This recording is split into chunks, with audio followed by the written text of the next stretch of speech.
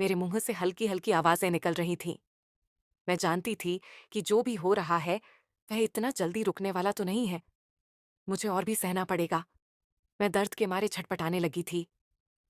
पर सच कहूं तो इस दर्द का अपना ही मजा है। इस दर्द में जो सुख छुपा है वह आप महसूस नहीं कर सकते। मैंने उसे भड़काने के लिए धीरे आवाज में कहा, अबे मार ही डालेगा क्या? मेरी इस आवाज ने उसे उकसा दिया। और फिर जो हुआ, दोस्तों, मेरा नाम राहुल है। मैं अभी 24 साल का हूं और मैं प्रयागराज का रहने वाला हूं। दोस्तों, ये कहानी मेरे और मेरी बीवी की बड़ी बहन प्रियंका दीदी के बीच की है। यह घटना 1-2 साल पहले शुरू हुई, जब परिस्थितियों ने हम तीनों को एक दूसरे के बेहद करीब ला दिया। प्रियंका दीदी का हमारे परिवार में एक खास स्थान है। ससुर जी और सासू जी के अस्वस्थ होने के बाद उन्होंने अपने कंधों पर पूरे घर की जिम्मेदारी ले ली। दीदी ने अपनी शादी तक को टाल दिया ताकि अपनी छोटी बहन और परिवार का पूरा ख्याल रख सके। वह मुझसे 2 साल बड़ी है और मेरी बीवी से 5 साल बड़ी। प्रियंका दीदी का व्यक्तित्व प्रभावशाली है। उनकी हाइट 5 फुट 7 इंच है और वह फिटनेस के प्रति बहुत सजग है। रोजाना योगा करने की आदत ने उन्हें और भी आत्मविश्वासी बना दिया है। वह अक्सर साड़ी पहनती है और उनका संपूर्ण व्यक्तित्व एक परिपक्व और आत्मनिर्भर महिला की छवि प्रस्तुत करता है। पिछले साल जब मेरी बीवी प्रेग्नेंट हुई, तब डॉक्टर ने उसे पूरी तरह से बेड रेस्ट की सलाह दी। शुरुआत में सब सामान्य था, लेकिन जैसे जैसे समय बीतता गया, घर के काम संभालना मुश्किल हो गया। मैंने बीवी से कहा कि वह कुछ दिनों के लिए प्रियंका दीदी के पास चली जाए, ताकि उनका ध्यान अच्छी तरह रखा जा सके। लेकिन मेरी बीवी ने यह सुझाव दिया कि प्रियंका दीदी हमारे पास आकर घर और उनकी देखभाल संभालेंगी। प्रियंका दीदी जब हमारे घर आई तो उन्होंने सब कुछ सहजता से संभाल लिया। वह घर के हर छोटे बड़े काम को पूरी कुशलता से करती और मेरी बीवी के साथ हर समय रहती। रात में वह मेरी बीवी के साथ ही सोती थी और मैं अलग कमरे में सब कुछ सामान्य ही चल रहा था। लेकिन कुछ दिनों बाद मैंने महसूस किया कि प्रियंका दीदी का पहनावा थोड़ा बदलने लगा था। वह कभी-कभी मेरी बीवी के नाइटी पहनने लगी, जिसमें से उनका सौंदर्य निखर कर बाहर आने को बेताब होने लगता। उनका ये रूप देखकर मैं तो बेकाबू सा होने लगता। हर रात उनको ख्यालों में लेकर मैं खुद को शांत करके सोने लगा। एक दिन जब प्रियंका दीदी को 4 दिनों के लिए अपने घर किसी जरूरी काम से जाना पड़ा, तो मेरी बीवी मंजू ने मुझसे कहा कि उसे मुझसे एक बेहद अहम बात करनी है। वह थोड़ा हिचकिचा रही थी, लेकिन मैंने उसे सहज करते हुए कहा, जो भी बात है बिना झिझक के बताओ। मंजू ने धीमे स्वर में कहा, तुम्हें पता है कि दीदी ने अपनी शादी नहीं की और अब शायद कभी नहीं करेंगी। मैंने सिर हिलाते हुए कहा, हाँ, ये तो मैं जानता हूं, पर क्या हुआ? मंजू ने मेरी तरफ देखा और कहा, तुम्हें पता है कि दीदी के पास मेरे अलावा और कोई नहीं है। वह हमेशा अकेली रहती है। हाँ, ये सही है, लेकिन तुम ये सब क्यों कह रही हो? मैंने उससे पूछा। तो क्या दीदी हमेशा हमारे साथ रह सकती है? मंजू ने थोड़ा झिझकते हुए कहा, इसमें पूछने की क्या बात है? अगर उनको कोई परेशानी नहीं है तो मुझे भी नहीं होगी। दीदी हमारे साथ रह सकती है, मैंने कहा। मंजू ने हल्का सा मुस्कुराते हुए कहा, मुझे पता था कि तुम मना नहीं करोगे, लेकिन बात सिर्फ इतनी ही नहीं है। तो फिर और क्या बात है? मैंने उसकी बात काटते हुए कहा, तुम इतना घुमा फिरा के क्यों बात कर रही हो? हमें तो एक दूसरे पर पूरा भरोसा है। मंजू ने गहरी सांस ली और कहा, यही भरोसा है, इसलिए तुमसे एक बड़ी बात कह रही हूं। दीदी की मदद करनी होगी। कैसी मदद चाहिए?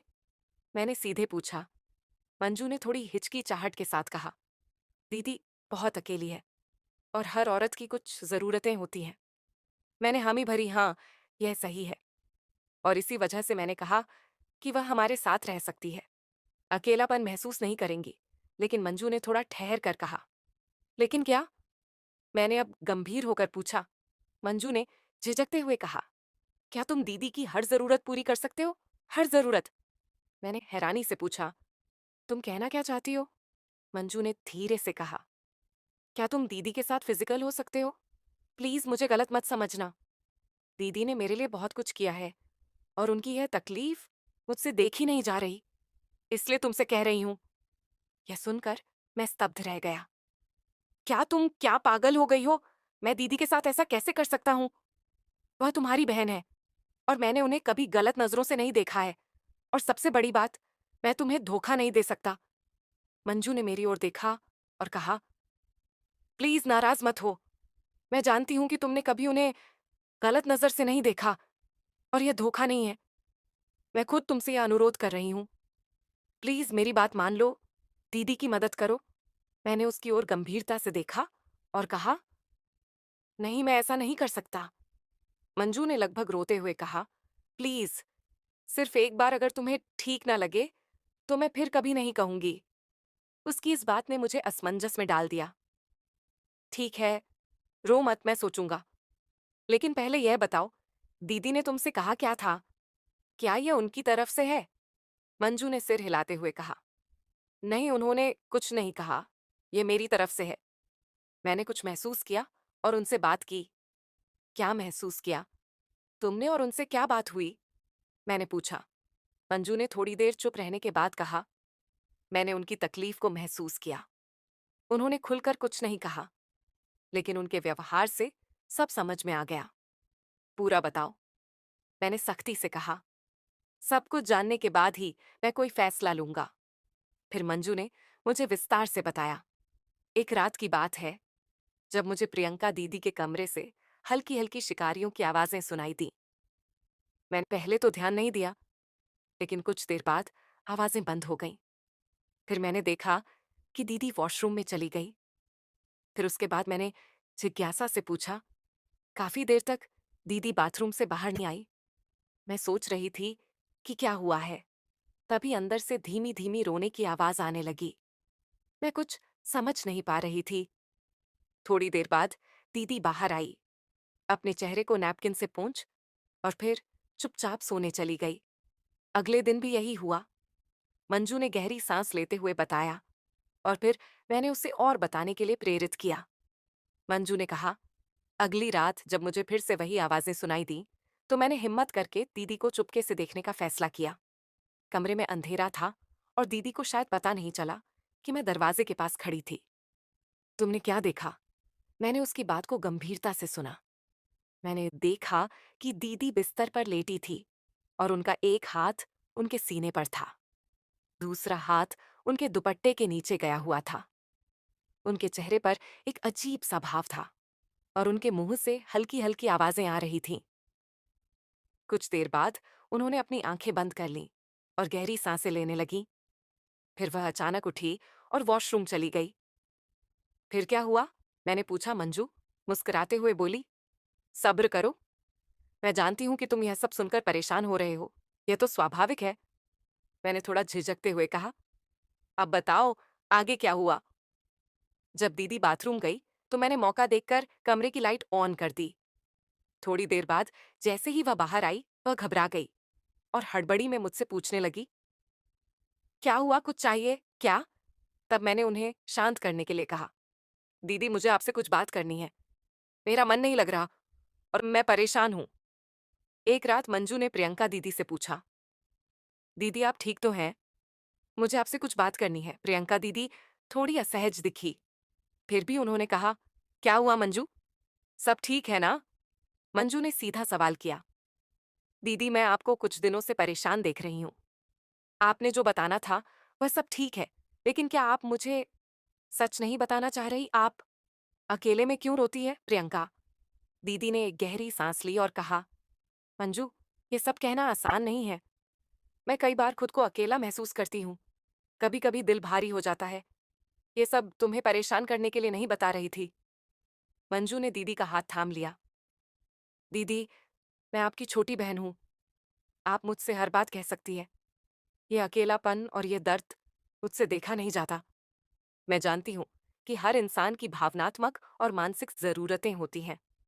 और हाँ, शारीरिक जरूरतें भी। प्रियंका दीदी ने थोड़ा झिझक हुए कहा, हाँ मंजू, यह सही है, लेकिन क्या करूं? मेरे पास इसका कोई समाधान नहीं है।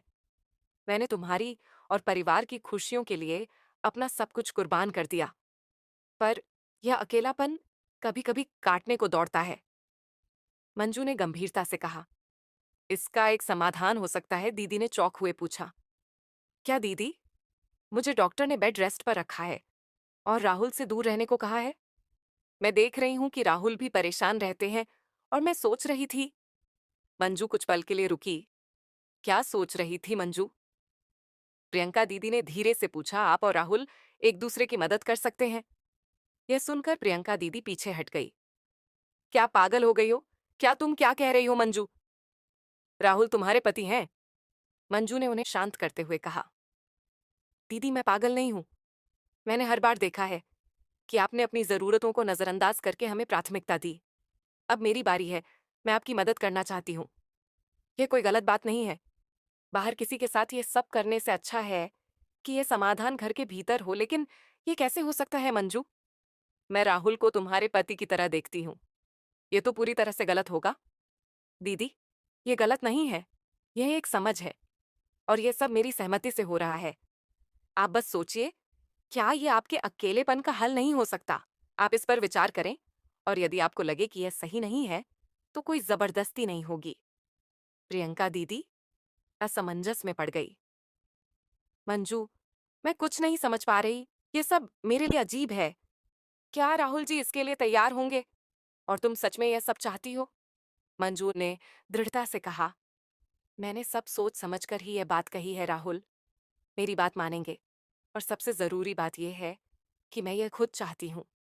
आप सिर्फ मेरे लिए नहीं नहीं, अपने लिए ये मौका लीजिए। प्रियंका दीदी ने लंबी सांस ली और कहा, ठीक है, मैं सोचूंगी। लेकिन अभी भी यह सब मेरे लिए आसान नहीं है।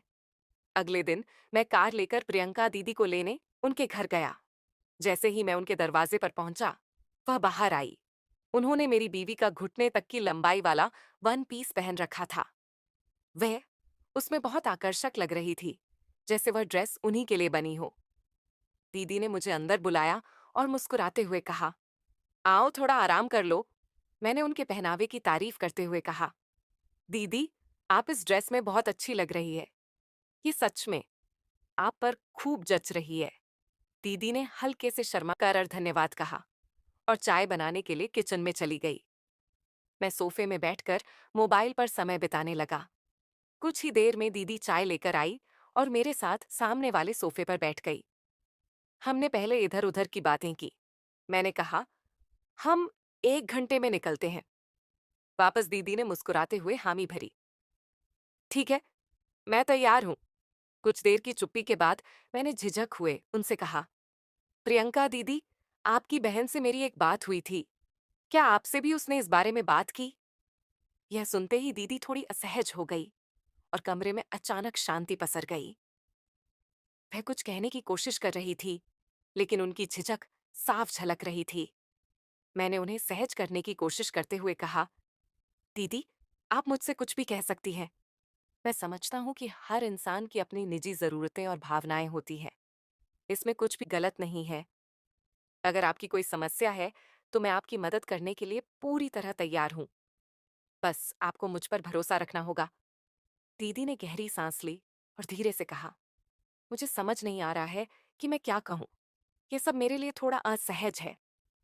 मैंने कहा, देखिए दीदी, आप ऐसा कुछ भी मत सोचिए जिससे आपको लगे कि आप अपनी बहन को धोखा दे रही हैं। ये सब उन्हीं की सलाह थी। पहले मुझे भी अजीब लगा, लेकिन जब मैंने इस पर गहराई से सोचा, तो मुझे लगा कि इसमें कुछ गलत नहीं है।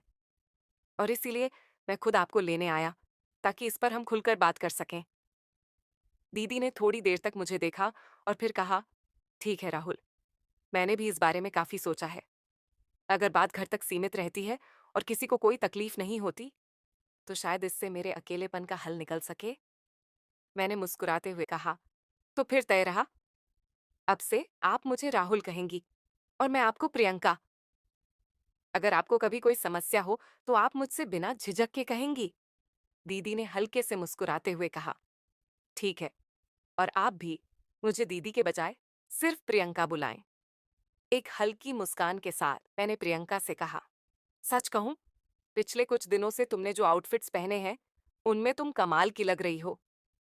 प्रियंका थोड़ा सा शर्माते हुए बोली, थैंक्स। वैसे तुम्हारी नजरों से मैं समझ रही थी कि तुमने नोटिस किया है, लेकिन मुझे बताओ, तुमने मुझ में क्या देखा जो इतना खास लगा?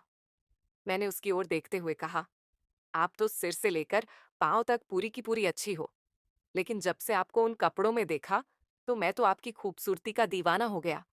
आपको मुझसे क्या अच्छा लगा? प्रियंका हल्की हंसी के साथ बोली, तुम तो बस कुछ भी बोलते हो, पर हाँ, मुझे भी तुम्हारा स्वभाव, तुम्हारी ऊंचाई, शरीर, सब कुछ पसंद है। मैं तुम्हारे जैसा ही पति चाहती थी।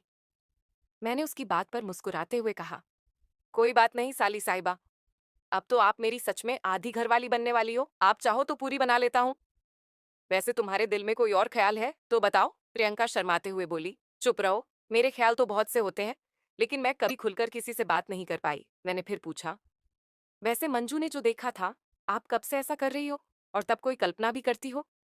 प्रियंका शर्माते हुए अपनी नजरें नीची करके बोली, पिछले 4-5 साल से कर रही हूं। मैं बोला, अच्छा तो चलो ये बताओ, आपकी पसंद क्या है? आपको कैसा अच्छा लगता है? प्रियंका बोली, ऐसा बताते समय थोड़ा अजीब लग रहा है। मैं फिर बोला, ये झिझक दूर करने के लिए ही तो पहले बात करना चाहता हूँ, ताकि हम दोनों एकदम फ्रैंक हो जाएं, और जब हम रियल में ऐसा करेंगे तो अजीब ना लगे।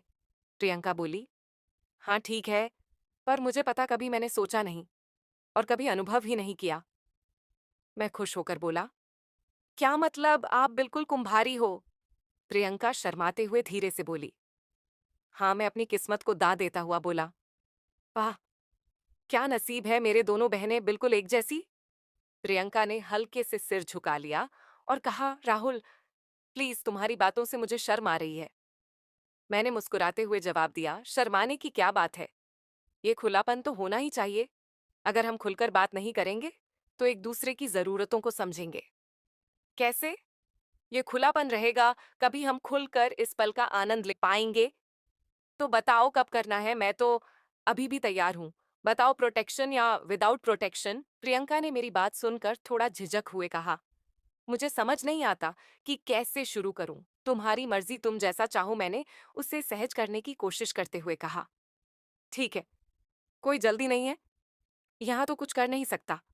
घर जाकर पहले आपकी बहन को हमारा बताना होगा, और फिर जब वह बोलेगी तब। प्रियंका मुस्कुराकर बोली, राहुल आप बहुत नॉटी हो। मैंने भी हंसते हुए कहा, अरे ये तो तुम्हारा ही कमाल है। और मैंने तुरंत उसके उनको हल्का सा किस कर दिया। प्रियंका हैरान होकर मुझे देखती हुई बोली, ये क्या था? मुझे चौंक हुए देखा और हल्के से कहा। मैं बोला, अरे कुछ नहीं, बस माहौल बना रहा था। प्रियंका मुस्कुराती हुई हल्के से बोली, थोड़ा अजीब था, पर अच्छा भी लगा। मैंने उसकी ओर देखते हुए कहा, बस यही तो चाहिए था। चलो अब बाकी बातें घर जाकर करेंगे, अभी देर हो रही है। फिर हम लोग घर आए और मैंने मंजू को कहा कि मैं तैयार हूं प्रियंका की मदद करने के लिए। मंजू ने कहा, प्रियंका दीदी से सीधे प्रियंका पर आ गए, आप तो। मैंने कहा, हाँ, अब संबंध ही कुछ अलग होने जा रहा है, तो थोड़ी स्पष्टता चाहिए ना। फिर उसने कहा, मुझे पूरा यकीन था कि आप तैयार हो जाओगे, इसीलिए मैंने दूसरा कमरा सजा दिया। आज आप दीदी की मदद करो, उनके पास रहो और उनका अकेलापन दूर करो, उन्हें खुश करो। यह सुनते ही प्रियंका एकदम शर्म से लाल हो गई। मैंने कहा, साली साहिबा तैयार रहिएगा। रात के खाने के बाद प्रियंका अपने कमरे में चली गई।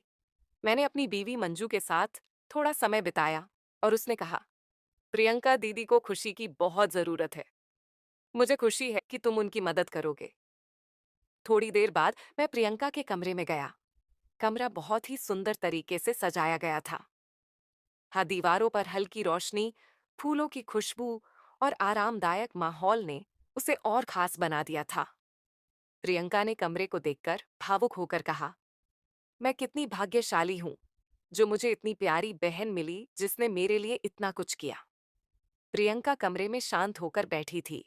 माहौल में एक गहरी सी शांति थी और हल्की रोशनी कमरे को और भी खास बना रही थी। मैंने उसकी ओर देखा और धीरे से कहा, प्रियंका, इस पल को बस महसूस करो, यह तुम्हारे लिए है।